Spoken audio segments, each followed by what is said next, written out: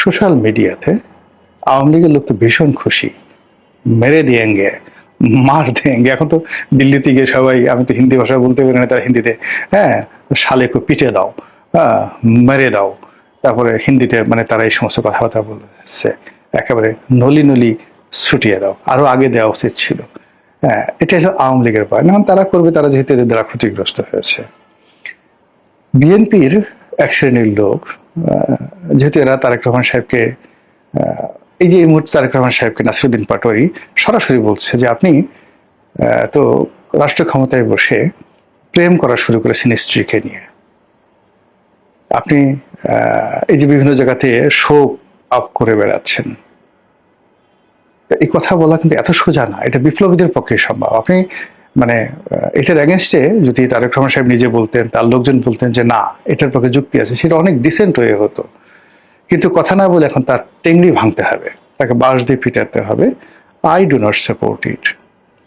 আবার তিনি সালাউদ্দিন সাহেব সম্পর্কে অভিযোগ করছেন যে উনি তো এসালামের লোক, এসালাম ওনাকে চালাচ্ছে, উনি দেশ চালাচ্ছেন, পুরো দেশই তো এসালাম চালাচ্ছে। এসালামের রাষ্ট্রপতি, এসালামের শেখ হাসিনা, এসালামের শেখ রেহানা, এসালামই তো এখন সারা বাংলাদেশ চালাচ্ছে। আচ্ছা, আপনি এই কথার উত্তর দেন না। এই যে কথাগুলো সে বলছেন, এই কথাগুলোর উত্তর দেন।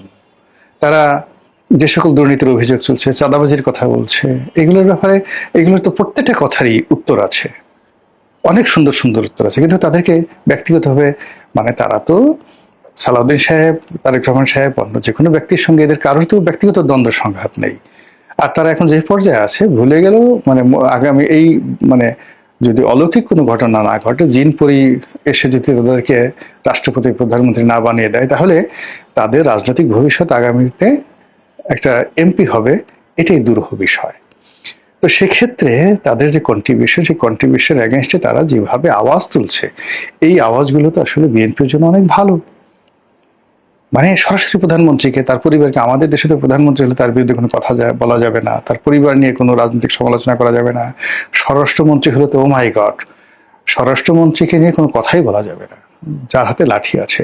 সেনাবাহিনীর প্রধানকে নিয়ে কোনো কথা বলা যাবে না, ক্যান্টনমেন্ট নিয়ে কোনো কথা বলা যাবে না। কিন্তু এই যুবকেরা কিন্তু সেই ট্রেডিশনটা ভেঙে দিয়েছে। আপনার দৃষ্টিতে সেগুলো অশালীন মনে হতে পারে, সীমা অতিক্রম হতে পারে আমাদের ট্রেডিশনের বাইরে, কিন্তু আপনি সারা জীবন ঘুমটা দিয়ে থেকেছেন, মানুষকে সম্মান করেছেন, কিন্তু আপনাকে একেবারে বলাৎকার করে, একেবারে পেছন দিক থেকে বলাৎকার করে আপনাকে প্রেগন্যান্ট করে ছেড়ে দিয়ে গেছে বিভিন্ন স্বৈরের শাসক।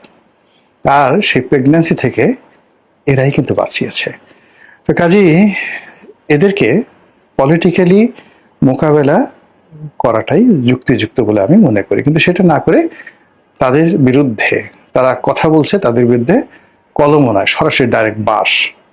আর সে বাঁশ কি, যেন তেন বাঁশ না, বিশাল 10-12 হাত লম্বা বাঁশ দিয়ে তাদেরকে পেটানো হচ্ছে। এই জিনিসগুলো মানে ভালো ফলাফল আনবে না, কারো জন্যই ভালো ফলাফল আনবে না। এখনো রক্তের দাগ শুকোয়নি, এখনো বাতাস থেকে বারুদের গন্ধ যায়নি, এখনো জুলাই আগস্টের যারা আহত তাদের ঘা শুকোয়নি। কাজে এত দ্রুত যদি আমরা সবকিছু ভুলে যাই এবং ঘুরে দাঁড়ানোর চেষ্টা করি, এবং মানে যার কারণে মানে সিন্নি খেলাম, সেই মোল্লাকে চিনলাম না, মোল্লার কারণে সিন্নি, এরকম পার্লামেন্টে মজার মজার কথাগুলো হচ্ছিল, সেই মোল্লাদেরকে আমরা এখন ভুলে যাচ্ছি। তো কাজেই আমি মনে করি যে এই জুলাইকে কেন্দ্র করে হবিগঞ্জে যে ঘটনাগুলো ঘটেছে, সেই বিষয়গুলোর একটা রাজনৈতিক সমাধান দরকার। যেমন এই বছর তারা গোপালগঞ্জে যায়নি, গোপালগঞ্জে যায়নি, এটা একটা ভালো সিদ্ধান্ত, গোপালগঞ্জে যায়নি।